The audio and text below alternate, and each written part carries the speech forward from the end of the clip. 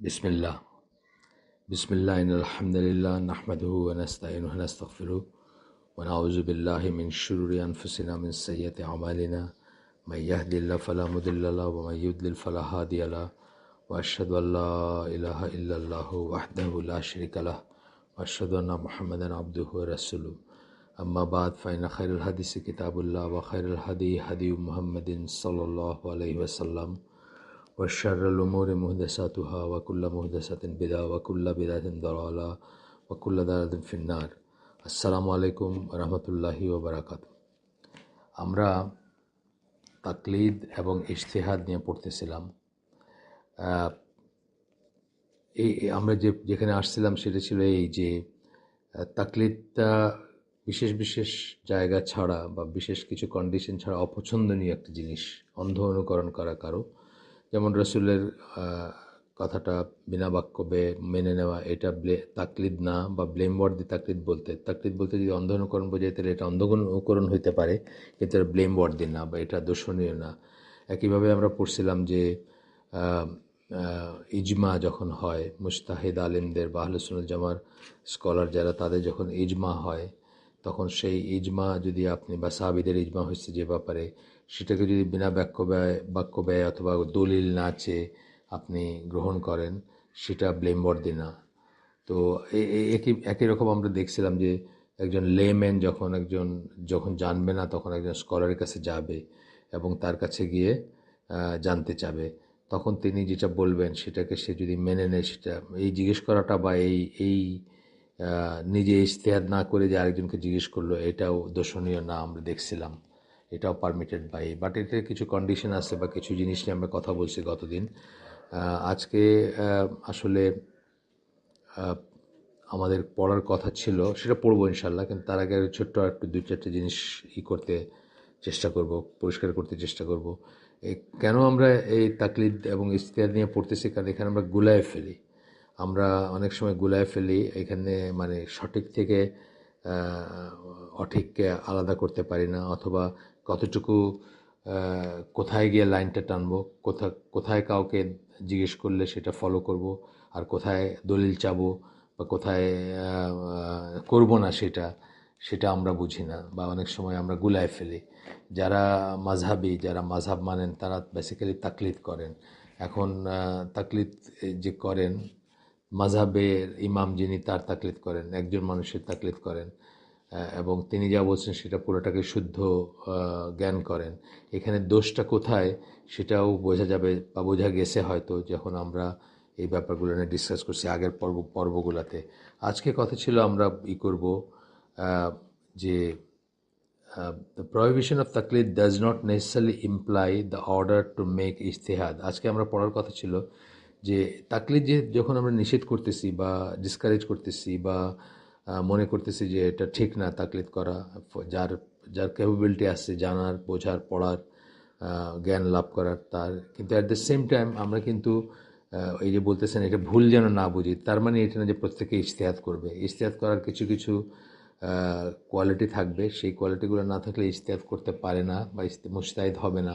কাউকে আমরা মুজতাহিদ বলবো না, যদিও কোনো একটা বিশেষ সিচুয়েশনে আপনি বাধ্য হইতে পারেন ইজতিহাদ করতে বা নিজে একটা সিদ্ধান্তে পৌঁছাইতে, যেখানে আর আপনার কোনো উপায় নাই, এবং সেটা আপনার ওই মোমেন্টে আপনার জন্য প্রযোজ্য, কিন্তু আর কারো উপরে এটা মানে প্রযোজ্য হবে না সেই ইজতিহাদটা। এরকম সিচুয়েশন আসতে পারে। আমরা যেমন উদাহরণ দিছি আগে যে ধরেন এমন একটা জায়গায় আপনি গেছেন যেখানে আপনি বের করতে পারতেছেন না যে কিবলাটা কোন দিকে হবে। আপনি চেষ্টা করছেন আপনার মতো করে, তারপরে আপনি একটা ডিসিশন নিলেন যে আমার মনে হচ্ছে এইদিকে হবে। এই যে ইজতিহাদ করলেন আপনি, এটা ওই মুহূর্তে ওই সময় আপনার জন্য ঠিক আছে, বা আপনি সেইটার বেসিসে নামাজ পড়বেন, একটা কিবলা যেটাকে আপনার মনে হবে সবচেয়ে প্লজিবল, সেটার বেসিসে আপনি নামাজ পড়বেন। কিন্তু আপনার এই ইজতিহাদটা অন্যের বেলায় ভ্যালিড না, বা অন্যের উপরে চাপাই দিতে পারবেন না, বা অন্য এটা ফলো করতে পারবেন না, বা এই একটা ইজতিহাদ করার জন্য আপনি মুজতাহিদ হয়ে যান না। আচ্ছা, এরপরে বলতেছেন যে not requiring everyone to make ইজতিহাদ is based on many considerations. আচ্ছা, আমরা এটা পড়েই নেই না হয়, আমাদের তারপর একটু পিছনে গিয়ে আর 2-4টা কথা ছিল, সেটা পড়বো। এটা পড়েই নেই, এটা শেষ করে ফেলি। সেই কনসিডারেশনগুলো তিনটা পয়েন্ট বলছেন, যে এই তিনটা পয়েন্টের উপর ভিত্তি করে বলা হচ্ছে যে প্রত্যেককে ইজতিহাদ করতে হবে না, বা প্রত্যেকের কাছে এটা দাবি না যে তারা প্রত্যেকে ইজতিহাদ করবে, এটা না। এবং এটা খুব ভয়ঙ্কর একটা জিনিস। অফকোর্স ইজতিহাদ মানে জ্ঞান ছাড়া ইজতিহাদ। আপনাকে একটা ঘটনা বলছি না, যে আমি একটা ছিলাম আপনার এই যে দিনের একটা অ্যারেঞ্জমেন্ট আর কি, কী ছিল এটা, মহাক্কিক লেখক গবেষকদের একটা ফোরাম টাইপের ছিল। তো দাওয়াত দিয়েছিল, আমি গেছিলাম। তো এখানে যে সংস্থাটা, তাদের অনুসারী বা তাদের কর্মী একজন ডাক্তার প্রফেশনে, মানে ইয়াং মানুষ, জিন্সের প্যান্ট শার্ট পরা, উদ্ভ্রান্ত চেহারার, একটু উস্কো উস্কো চুল, চশমা চোখে। তা উনি, আমরা এখানে কি ডিসকাশন হচ্ছে এটাতে খুব একটা ইন্টারেস্টেড। এখানে বড় বড় আলেমরা ছিলেন, আবদুল্লাহ জাহাঙ্গীর সহ অন্যান্যরা ছিলেন, ডক্টর আবদুল্লাহ জাহাঙ্গীর, ডক্টর মঞ্জুর এলাহি সহ আরও অনেকে ছিলেন। উনি হি ওয়াজ নট ইন্টারেস্টেড যে কী হচ্ছে, কী আলোচনা, এসব না, অন্য কোথাও কিছু একটা এদিক সেদিক করতেছিলেন। হঠাৎ করে এসে বললেন, আপনারা খুলে দেন ইজতিহাদের দরজা খুলে দেন। এটা ঠিক যে একটা সময় ইসলামী আপনার এই 1400 বছরের ইতিহাসে মাঝখানে একটা সময় বা পিরিয়ড ছিল যখন ইজতিহাদ অলমোস্ট বন্ধই হয়ে গেছিল, বা মানুষ ইজতিহাদ করতো না, বা তাকলিদটাকেই পছন্দ করতো, নিজেরা কোনো পড়াশোনা করতে চাইতো না, বা নিজেরা গবেষণা করতে চাইতো না। সেটা ঠিক না জিনিসটা। পরবর্তীতে ধরেন ইবনে তাইমিয়া অনওয়ার্ড যে সময়টা, সেই সময়টাতে অনেক মুজতাহিদ আলেম আসছেন, বা ইজতিহাদকে এনকারেজ করা হয়েছে, বা গবেষণা করা, পড়াশোনা করা, এগুলোকে এনকারেজ করা হয়েছে। নিজে নতুন করে নতুন বলতে বিদাত বলতেছি না আমি, মানে নতুনভাবে একটা জিনিসকে তাহকিক করা, একটা জিনিসের উপর গবেষণা করা। জাস্ট ফর এক্সাম্পল, নাসিরুদ্দিন আলবানির এক্সাম্পলটাই দিতে পারি আমরা, যে উনি ইবনুল কাইয়িম যে হাদিসকে সহি মনে করছেন, সেই হাদিসকে উনি সহি না বলছেন। এই যে গবেষণাটা করা, এটা যে পথ বন্ধ করে আমি যদি মনে করতাম ইবনুল কাইয়িমের মতো এত বড় স্কলার বলছেন এটা সহি, তাহলে আর কিছু দেখার নাই, সেই কথাটা আমি বলতেছি। আপনারা যদি বোঝেন আমি কি বলতেছি। আসেন, তিনটা পয়েন্ট বলতেছেন। প্রথম পয়েন্টটা হলো, the natures of individuals are not equal. Some of them are receptive to knowledge and qualified to make ijtihad. মানুষের প্রকৃতি সবাই একরকম না। আমার দুইটা নাতি আছে, তারা দুজনেই দিনের লাইনে পড়াশোনা করতেছে, বাট দুইজনের দুই রকমের আমি দেখি। মানে রিসেপটিভ যেমন একজন খুব আগ্রহী, খুব তাড়াতাড়ি ধরতে পারে, খুব তাড়াতাড়ি তার দিনের ব্যাপারগুলো বলতেছি। আরেকজন ওই কলকবজা, অঙ্ক, টেকনিক্যাল জিনিসগুলো খুব তাড়াতাড়ি ধরতে পারে, বা ওইগুলোর প্রতি ইন্টারেস্ট। আল্লাহ তাআলা এইভাবে আমাদের বানাইছেন, এটা সবাই এক হবে না। Some of them receptive to knowledge and qualified to make ইজতিহাদ। কেউ জ্ঞানটাকে নেওয়ার জন্য রেডি, এবং তারা ইজতিহাদ করার জন্য যোগ্য হয়ে ওঠেন বা যোগ্য। Some of them fall short on those counts, এবং কেউ সেটা করতে পারেন না। এটা ঠিক আছে। এই জন্যই সবাইকে ইজতিহাদ করতে হবে না। 2 নম্বর পয়েন্ট, ইজতিহাদ মানে আপনাদের বলছি, যারা যদি কেউ নতুন প্রথম শুনে থাকেন তাহলে একটু আগেরগুলো শুনে নিন, আগেরগুলোও সব অ্যাভেলেবল। ইজতিহাদ মানে আমরা বলছি, ইজতিহাদের প্রাথমিক মিনিং হচ্ছে পরিশ্রম করা। আর এই পারিভাষিক অর্থ হচ্ছে যে যিনি কোরআন হাদিস পড়ে নিজের রুলিং ডিরাইভ করার চেষ্টা করেন এবং করতে পারেন, তাকে আমরা, সেই কর্মটাকে আমরা ইজতিহাদ বলি, এবং যিনি করেন তাকে আমরা মুজতাহিদ বলি। আচ্ছা, 2 number point, if you order everyone to make ইজতিহাদ, আমরা যদি সবাইকে ইজতিহাদ করতে বলতাম, the worldly affairs would collapse, দুনিয়ার সব কিছু কলাপস করে যায়। প্রত্যেকে বলতো আমি তো এটা বুঝছি, আমি এটা বুঝছি, আমি এটা বুঝছি, কোনো ডিসিপ্লিন থাকতো না। সবাইকে যদি ইজতিহাদ করতে বলতেন, বা সবাই ইজতিহাদ যদি ভ্যালিড হইতো, ঠিক না কথাটা? যে আপনি বললেন যে এইভাবে এই জিনিসটা করতে হয়, সূরা ফাতিহা পড়তে হয়, প্রত্যেক সালাতে সূরা ফাতিহা পড়তে হবে। আরেকজন বললো না, আমি ইজতিহাদ করে দেখছি পড়ার দরকার নেই। বা আরেকজন একটা কিছু বললো যে সূরা ফাতিহার এক আয়াত পড়লে এনাফ। মানে কত কিছু, কত পসিবিলিটিস, তাই না? কেওস হয়ে যেত, কলাপস করতো। The farmer would leave his farm and the craftsman would leave his craft. ইজতিহাদ করতে গিয়ে কী হতো, ফার্মার, চাষি, তার চাষ বন্ধ করে দিত, এবং বা তার ফার্ম বলতে FARM, মানে কৃষি খামার যেটাকে আমরা বলি, সেটা সে ছেড়ে দিত। আর যে শিল্পী বা যে অন্য কাজ করে, যেমন হাতের কাজ করে, সেগুলো বন্ধ করে দিত। Those workers would be busy working to attain the level of ইজতেহাদ, তারা ওই ইজতেহাদ করাতেই ব্যস্ত হয়ে যেত, ওই লেভেলে পৌঁছাতে গিয়ে সবাই সবার কাজ ছেড়ে দিত। যদি রিকোয়ার্ড বলতাম আমরা যে সবাইকে ইজতেহাদ করতেই হবে, এরকম যদি বলতাম বা এটা যদি ফরজ হইতো বা ওয়াজিব হইতো, কিন্তু সেটা না। This would result in destruction of worldly life, দুনিয়ার জীবনটাকে ধ্বংস করে দিত সেটা, অ্যান্ড সিস্টেম, এবং সিস্টেমকে ধ্বংস করতে, also cause obvious harm and hardship, সব কিছু কঠিন হয়ে যেত। এই জন্য আপনারা জানেন, আমি আগেও বলছি যে কিছু মানুষ ডাক্তার হবে, কিছু মানুষ ইঞ্জিনিয়ার হবে, কিছু মানুষ অন্য অন্য অন্য অন্য কাজ করবে। এটা কিন্তু ফরজে কিফায়া, দুনিয়াবি জ্ঞান অর্জন করা। কেন? তা নাহলে সমাজ সংসার কলাপস করে যাবে। যতজন যতজন এই জ্ঞান লাভ করলে সমাজ সংসার ঠিকমতো চলবে, ততজন, যেমন আপনার ইলেকট্রিসিটি থাকবে, ট্রেন চলবে, বাস চলবে, প্লেন চলবে, ডাক্তারখানা মানে হসপিটাল চলবে, যতজন হইলে এনাফ হয় ততজন সমাজের যদি এই জ্ঞানটা অর্জন করে, তবে বাকিদের কোনো গুণা নাই। কিন্তু অলটুগেদার যদি সবাই ছেড়ে দেন, তাহলে কিন্তু গুণার ব্যাপার আছে, কারণ আপনার সমাজ সংসার কলাপস করবে। এই যে আমরা এখন দেখলাম যে এই কথাগুলো বললাম। আচ্ছা, 3 নম্বর পয়েন্ট হচ্ছে, no matter how high a person reaches in matters of knowledge, দিনের জ্ঞান অর্জন করতে গিয়ে যে উচ্চতাতেই কেউ যাক না কেন, যে কোনো মানুষ যাক না কেন, it will be impossible due to many reasons for him to reach a level where he is able to make ইজতিহাদ অন এভরি ইন্ডিভিজুয়াল ইস্যু। এটা অসম্ভব যে কেউ ওইরকম একটা লেভেলে পৌঁছাবে যে সে সকল বিষয়েই শুদ্ধভাবে ইজতিহাদ করতে পারতেছে, এইটাতে পৌঁছাবে। এটা অসম্ভব একটা ব্যাপার। হ্যাঁ, it will be impossible due to many reasons. এই জন্য আমরা দেখি কি, মানে এক একজন অনেক সময় এক একটা লাইনে অনেক গভীর চিন্তা করছেন। ধরেন ইমাম শাতিবির কথা বলি, ওনার কাজগুলো দেখবেন, ওনার মেজর একটা এই হচ্ছে যে বেদাত সংক্রান্ত ব্যাপারে উনি অনেক বড় কাজ করছেন। আবার আরেকজন আলেমকে দেখবেন যে উনি আরেকটা লাইনে করছেন। এটা অসম্ভব যে সব কিছুই করবেন। আর এই জন্যই আমরা সবাইকে সব কিছু করতে হবে, সবাইকে ইজতিহাদ করতে হবে, এটা নেসেসিটি না, বা সব লাইনে করতে হবে এটাও নেসেসিটি না, এটাও জরুরি না। তাহলে আমরা বুঝলাম 3টা পয়েন্ট। এখন আমরা একটু পিছনে যাব, বলতে গিয়ে একটু ফুটনোটের কথা। এগুলা ফুটনোটের কথা এই জন্য যে মনে আছে আমরা বলছিলাম যে আপনার জিজ্ঞেস করবে,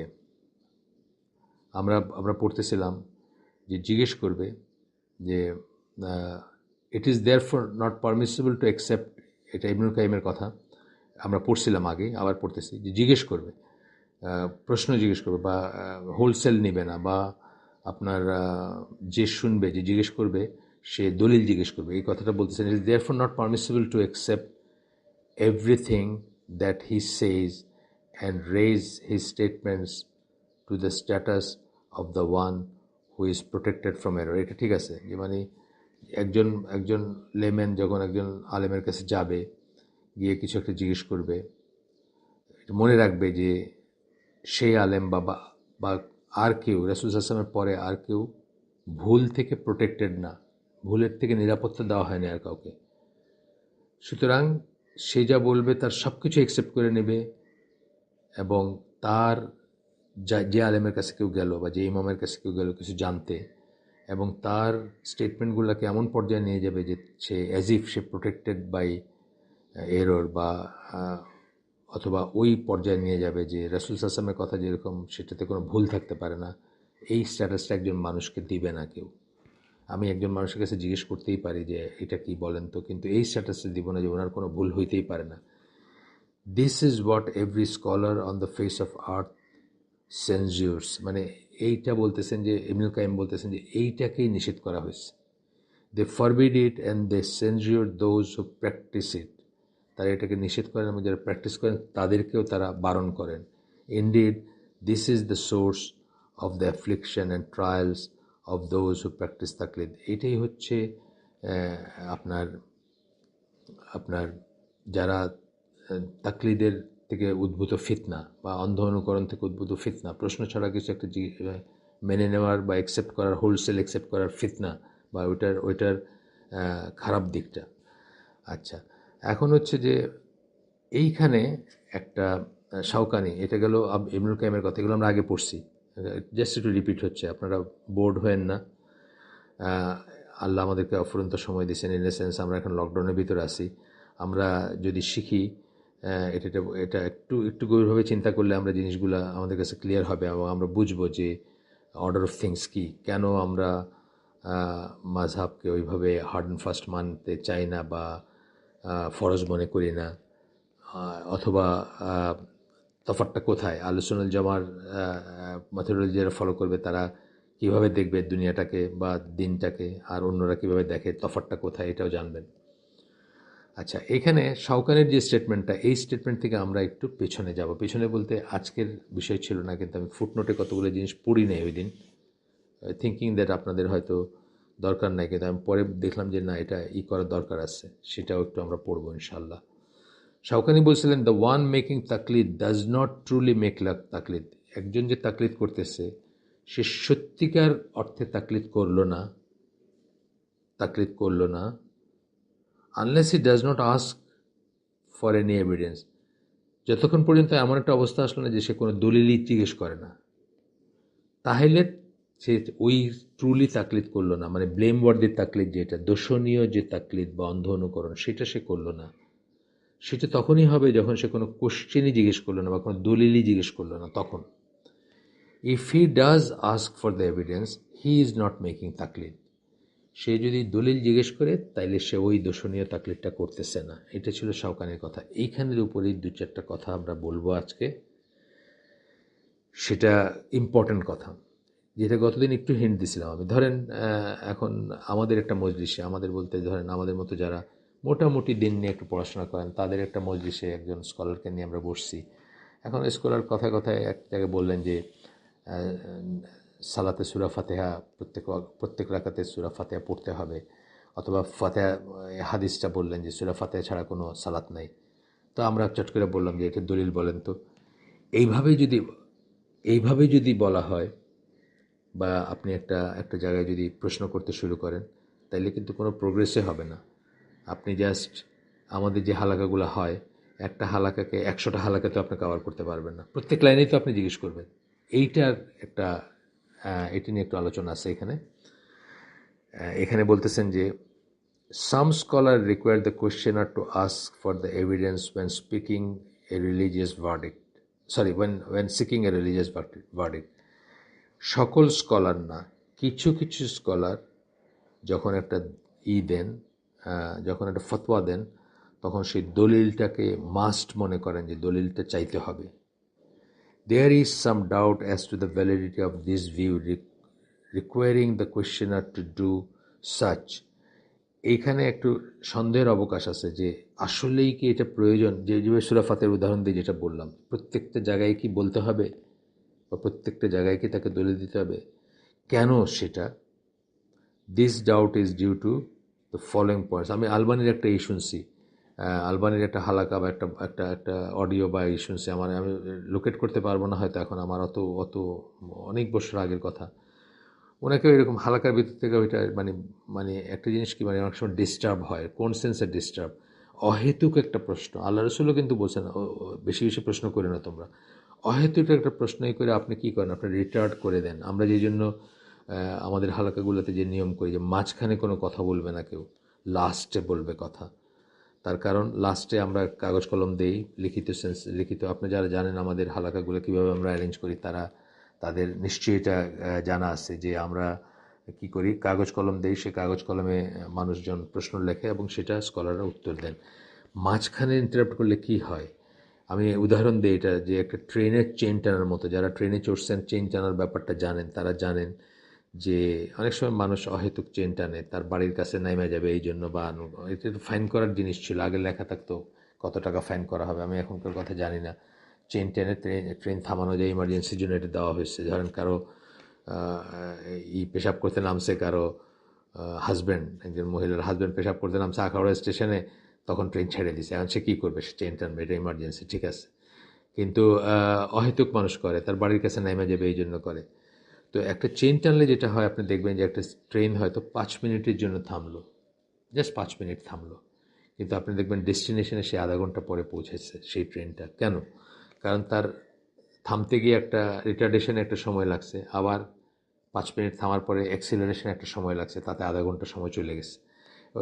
দিনের হালাকাগুলো বা দিনের মজলিশগুলো বা দিনের আলোচনাগুলো কিন্তু এইভাবে ব্যাহত হয়। তো এখানে কেন বললেন, বলে এই 3টা পয়েন্ট দিছেন। 3টা পয়েন্ট আমরা এইগুলো একটু দেখব।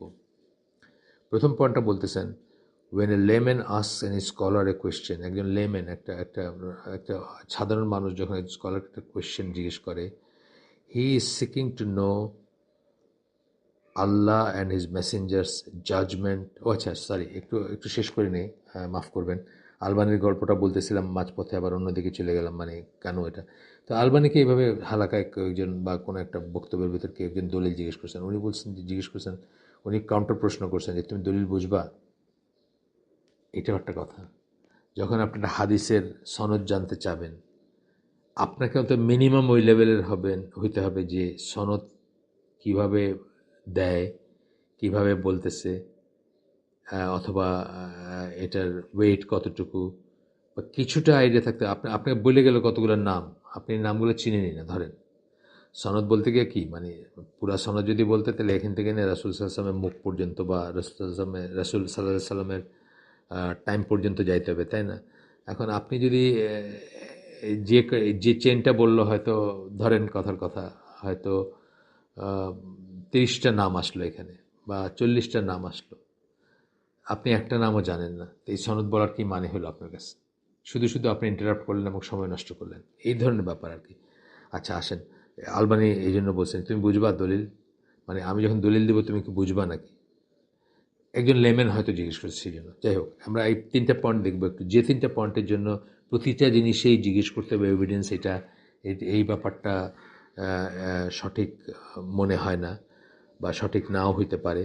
সেই জন্য বলতেছেন, প্রথমটা হচ্ছে when a layman asks any scholar a question, he is asking to know Allah and his messenger's judgment, even though the questioner may not specifically declare that that is what he is seeking. আমরা যখন কাউকে একটা প্রশ্ন জিজ্ঞেস করি, আমরা আসলে কী জানতে চাই? আমরা আসলে জানতে চাই আল্লাহ এবং আল্লাহ রসুল কী বলছেন এই ব্যাপারে, যদিও আমরা মুখে সেটা উচ্চারণ করতেছি না, কিন্তু আসলে আমরা সেটাই জানতে চাচ্ছি।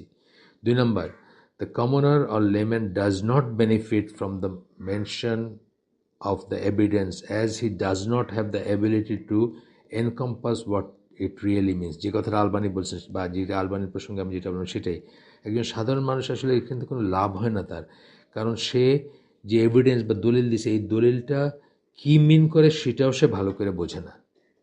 যেটা বললাম যে একজন মানুষ যদি এলমুল রিজাল না পড়ে থাকে, বা যে সমস্ত মানুষ যে সমস্ত চেনে, যে ধরেন 30 জন বা 35 জন আছে একটা হাদিসের চেনে, এখনকার সময় ধরেন হয়তো 35 জন থাকবে, কেউ যখন বলবেন গত 1400 বৎসরের চেনগুলা, যে কাউকেই চিনে না, সে কী করে জানবে যে কোনটা রিলায়েবল কোনটা না? এর ভিতরে কোনো একটা মিথ্যাবাদী লোকও থাকতে পারে, তার কোনো বেনিফিট নেই এখানে।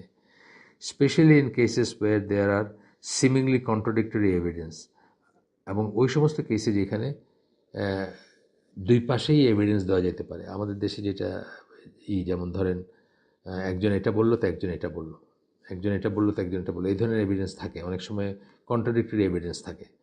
ফর দ্যাট রিজন ইমাম শাতিবি কনক্লুডস, এই জন্য ওইটা ছিল শাওকানির কথা যে যদি তাকলিদ হবে না যদি সে এভিডেন্স জিজ্ঞেস করে, আর এভিডেন্স ছাড়া যদি অ্যাকসেপ্ট করে তাহলে ব্লেমওয়ার্দি তাকলিদ হবে। সেই কথাটার থেকে আমরা অনওয়ার্ড যাচ্ছি। এখন শাতিবি কি বলতেছেন, দ্য রুলিং অফ দ্য মুজতাহিদিন are for the layman like sharia evidence are for the মুজতাহিদিন। খুব সুন্দর একটা সিমিলি দিচ্ছেন, অ্যানালজি দিচ্ছেন, যে কমন একটা মানুষ মুজতাহিদের কথা তার কাছে হবে তেমন যেমন একজন মুজতাহিদের কাছে শরিয়ার দলিলগুলো হয়। অর্থাৎ একজন মুজতাহিদ ইজতিহাদ করে কি বাইর করে, সে শরিয়ার দলিলগুলো বের করে, তারপরে সে কি করে, সেখানে জাজমেন্টটা দেয় বা সেটার উপর নিজেকে প্রতিষ্ঠিত করে। ঠিক একইভাবে মুজতাহিদের কথাটা লেমেনের কাছে সেরকম হবে, ইমাম শাতিবি বলতেছেন। তারপর বলতেছেন, the existence or non-existence of evidence is the same for a person making taqlid, as they do not benefit at all from them. Studying the evidence and deriving laws from them is not their affair. বলছেন যে এই এভিডেন্সটা সে ক্ষেত্রে কোনো benefit হয় না তার, কারণ এই যে এটা এভিডেন্স স্টাডি করা বা এখান থেকে ডেরাইভিং ল, এটা তার অ্যাফেয়ার না, একজন লেম্যান বা কমন মানুষের অ্যাফেয়ার না। In fact such is not permissible for them, সেটা তার জন্য পারমিসিবলও না যে সে হঠাৎ করে একটা কিতাব খোলা, কোরআন খোলা বৈশাসে এই মানে করতে শুরু করলো, কোনটা এভিডেন্স আছে, কোনটা সঠিক, কোনটা ভুল, এটা করতে শুরু করলো। এটা তার ব্যাপার না, তার কাছে চাওয়া হয় না এটা। Studying the evidence, deriving laws from them is not their affair. In fact, such is not permissible for them. এবং তাদের জন্য এটা পারমিসিবলও না। আল্লাহ বলে দিছেন, সো ওই আবার সূরা নাহলের ওই আয়াতটা বলতেছেন, ask the people of reminder if you know not. জিকিরের মানুষদেরকে, অর্থাৎ কোরআনের মানুষদেরকে, জ্ঞান যাদের আছে, রিমাইন্ডার বলতে এখানে, জিকির বলতে এখানে কোরআন বোঝানো হচ্ছে, তাদেরকে জিজ্ঞেস করো যদি তোমরা না জানো। আচ্ছা, 3 নম্বর পয়েন্ট হচ্ছে কিসের আমরা পড়তেছি এখন, যে প্রত্যেক বিষয়ে প্রত্যেকবারে প্রশ্ন করতে হবে, এভিডেন্স মানে প্রশ্ন করতে গেলেই এভিডেন্স চাইতে হবে, এই ব্যাপারটা যে হার্ড অ্যান্ড ফাস্ট না, বা এটা যে একেবারে পুরোপুরি ভ্যালিড না। কেউ কখনো এভিডেন্স নাও জিজ্ঞেস করতে পারে যদি সে একজন সত্যিকার মুজতাহিদের কাছে কথা বলে, এবং প্রত্যেক ব্যাপারে না জিজ্ঞেস করতে পারে, কোনো ব্যাপারে জিজ্ঞেস করতে পারে, কোনো ব্যাপারে নাও জিজ্ঞেস করতে পারে। সেটার জন্য এটা একটা অনেক সময় একটা ডিজিজে পরিণত হয়। আমরা তো কোয়েশ্চেন আনসারগুলো নেই, অনেক সময় খুব সিলি একটা ব্যাপারে একটু দলিল সহকারে বলবেন। একটা হালাকার পরে আপনার কোয়েশ্চেন আনসারের জন্য তো 10 মিনিট সময় আছে, কোয়েশ্চেন আনসার তো 15টা, এর ভিতরে বলতেছেন যে দলিল সহকারে বলবেন। খুবই সিম্পল একটা জিনিস, কোনো জিনিসে বলতে পারেন, কোনো জিনিস হইতে পারে যেটাতে দলিল ছাড়া হয়তো গ্রহণই করা যাবে না। আছে, দেয়ার আর থিংস যেগুলা মানে কেউ জিজ্ঞেস করতেই পারেন যে এটার দলিল কী। ধরেন ওই হালাকার ভিতরে একজন আলেম এমন একটা কথা বলছেন যেটা সে জীবনে শুনে নাই, অথবা যেটা আর কেউ জীবনে শুনে নাই, খুব অদ্ভুত একটা কথা বলছেন, তখন একটা প্রশ্নকারী একজন বললেন যে এটার দলিলটা কি। এটা ঠিক আছে, কিন্তু আমি যেটা বললাম যে সূরা ফাতিহা পড়তে হবে, সূরা ফাতিহা ছাড়া সালাত নাই, এটার দলিল কি, মানে এরকম জিনিস আর কি। যখন 3 নম্বর পয়েন্টটা বলতেছেন, it also must be pointed out that the view of those scholars in response to the actions of those extreme blind followers of the jurists, যেসব স্কলাররা বলছেন যে এভিডেন্স চাইতে হবে বা করতে হবে, the view of those scholars ব্র্যাকেটে দিচ্ছেন referred to above as being strict or harsh on this question। 3 জনের কথা আমরা পড়ছি উপরে, ইবনুল কাইয়িম, ইবন হাজম এবং শাওকানি। তাদের কথা বলছেন, were actually in response to the actions of those extreme blind followers of the jurists। এগুলো আসলে কেন তারা এত স্ট্রিক্টলি বলছেন যে এক্সট্রিম ব্লাইন্ড ফলোয়ার আছেন জুরিসদের, যে আর কিছুই আমি জানতে চাই না, ইমাম আবু হানিফা বলছেন শেষ, সেই ধরনের মানুষদের জন্য এগুলো বলছেন। It is also for the reason that there is some aspect of a similar extreme response to their stances. আচ্ছা, আল্লাহ নোজ দ্য বেস্ট, এখানে বলে শেষ করে দিচ্ছেন। তো ওনারা এটা কাদের বেলায় বলছেন, যারা ওই রকম এক্সট্রিমলি করেন, যে অন্ধ, কিছুই জানতে চান না, যাদের ব্যাপারে সাইফুল্লাহ ভাই একটা হালাকায় বললেন সেই দিন আমাদের আইসিডির হালাকায়, যে কোনো মাযহাবী লোক তো আসলে মুফতি হইতে পারে না, বাই নেচার। সে যেহেতু আরেকজনের কাছে তার সমস্ত বিদ্যা বুদ্ধি সঁপে দিছে, তার চিন্তা চেতনা বিদ্যা বুদ্ধি আরেকজন যা বলবেন সেটাই অলওয়েজ ভ্যালিড, এটা করে দিছে, তাইলে তার মুফতি হওয়ার যোগ্যতা নেই, সে আসলে মুফতি হতে পারে না, সে ফতোয়া দিতে পারে না।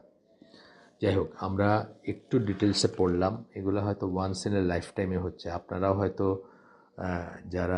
যাদেরকে আমি চিনি, যারা আমার সাথে এই জিনিসগুলা শুনতেছেন over the period of time, অনেক কিছুই শুনছেন হয়তো, তারপরেও আমাদের জন্য কিন্তু এগুলো হচ্ছে once in a lifetime experience. আমরা কিন্তু এগুলা বারবার আপনাদেরকে বলতে পারবো না, বা আপনারাও হয়তো বারবার পড়তে পারবেন না, হয়তো 1জন 2জন পারতে পারেন, বাট যারা, আমি তো চিনি আপনাদের অনেককেই, সবার জন্য লাইফে সুযোগ আসবে না যে আমি আরেকবার পড়ি, এটা খুঁজে বাইর করি বা করি।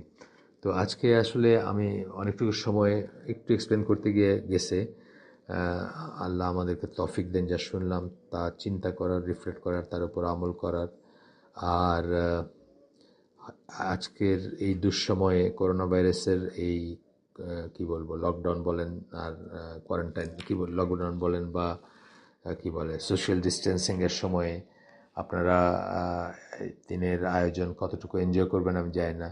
তবে একটা জিনিস, রাসূলের একটা হাদিস যেটার হচ্ছে যে মানে যেটার জিস্ট হচ্ছে, আমি ওয়ার্ডিংটা পরে জোগাড় করে আপনাদেরকে শোনাবো একদিন, যে কিয়ামত এসে গেছে জানলেও বা দাজ্জাল এসে গেছে বা এই ধরনের মানে একদম শেষ এন্ড অফ টাইম চলে আসছে জানলেও আপনি যদি একটা গাছ রোপণ করতে থাকেন তাহলে রোপণটা শেষ করবেন, ছেড়ে দিয়ে উঠে যাবেন না। মিনিং ওয়ার্ড, যে শেষ মুহূর্ত পর্যন্ত আমরা তো কেউ জানি না কখন আমাদের শেষ, জীবনের শেষ, দুনিয়ার শেষ বা পরিবেশ প্রতিবেশের ধ্বংস হবে কখন আমরা জানি না। সুতরাং শেষ মুহূর্ত পর্যন্ত আমাদের ভালো কাজটা যেটা করে যাওয়ার সেটা করে যাব। এবং ভালো কাজের ভিতরে সবচেয়ে মানে বড় ভালো কাজের একটা তো হচ্ছে আমাদের এই আয়োজনগুলো, যে আমরা সবাই মিলে দিন শেখার চেষ্টা করতেছি। আল্লাহ আমাদেরকে তৌফিক দেন যা শুনলাম তার উপর আমল করার, যা চিন্তা করার।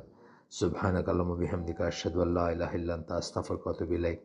আমরা যে শুনলাম তার ভিতরে ভালো কিছু শুনে থাকলে সমস্ত প্রশংসা আল্লাহর, খারাপ কিছু শুনে থাকলে সমস্ত ব্যর্থতা আমার এবং সেটা শয়তানের তরফ থেকে। আসসালামু আলাইকুম ওয়া রাহমাতুল্লাহি ওয়া বারাকাতুহু।